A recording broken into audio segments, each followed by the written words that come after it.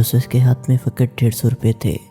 इन पर खून लगा हुआ था और वो मुसलसल इनको देखती रहती थी। एक अरसा से वो दिमागी मराज के अस्पताल में ज़ेर इलाज थी, मगर सेहतियाब न हो सकी थी। इसे पागल खाने भेज दिया गया था। इसका नाम आतफा था।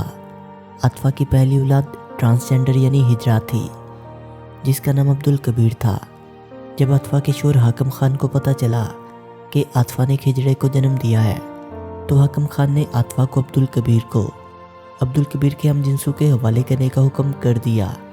आतफा ने लाख मिन्नत समाजत की, मगर हाकिम खान न माना और आतफा को तलाक देने की धमकी दे दी।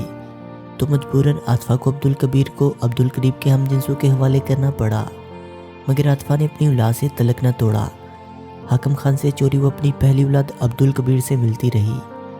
इसके बाद आतफा के यहाँ एक बेटी पैदा हुई और बेटी के पैदा होने के बाद आतफा के घर लाख इलाज मुआवजे के बाद भी कोई औलाद ना हो सकी। तो हाकिम खान ने आतफा को उस वक्त बेटी समेत तलाक दे दी, जब हाकिम खान की बेटी मरियम की उम्र 10 साल थी। आतफा के लिए ये बहुत बड़ा सदमा था।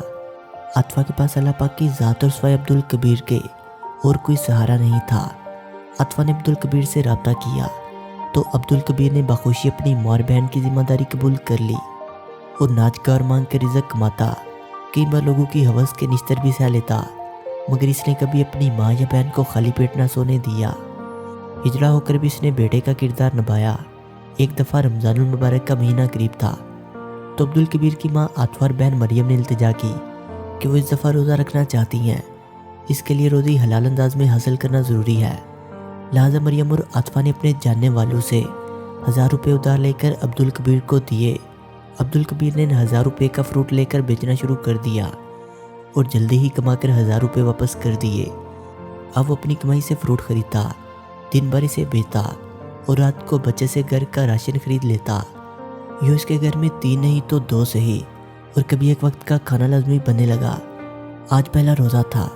अब्दुल कबीर रोज़े की हालत में खड़ा फ्रूट बेच रहा था कि कोई नशेई लुटेरे बनकर अब्दुल कबीर की फ्रूट वाली रेडी पर आदम के। इन्होंने फ्रूट छीनने के अलावा अब्दुल कबीर से जमा पूंजी भी छीननी चाहिए। तो अब्दुल कबीर मज़ाहमत करने लगा और अब्दुल कबीर के मज़ाहमत करने पर इन्होंने चाकू और खंजर से वार करके अब्दुल कबीर को शदीद ज़ख्मी कर दिया और फरार हो गए। अब्दुल कबीर ज़ख्मों की ताब न लाते हुए रोज़े की हालत में अल्लाह पाक से जा मिला, मगर इसकी मौत के बाद जब इसकी बंद मुट्ठी को खोला गया तो इसमें से 150 रुपये निकले, जिन पर अब्दुल कबीर का खून लगा हुआ था।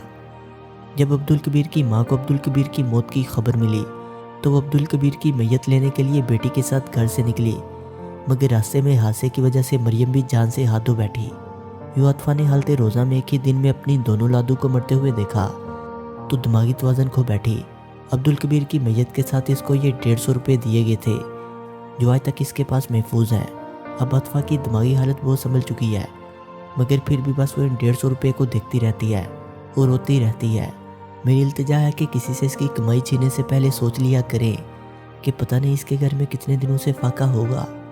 दोस्तों वीडियो अच्छी लगने की सूरत में से लाइक करें, कमेंट करें और अपने दोस्तों से शेयर करें। और जिन्होंने अभी तक हमारे चैनल शानी स्टोरीज़ को सब्सक्राइब नहीं किया, वो इसे सब्सक्राइब करते हुए बेल आइकन पर क्लिक करके ऑल नोटिफिकेशन को इनेबल कर लें।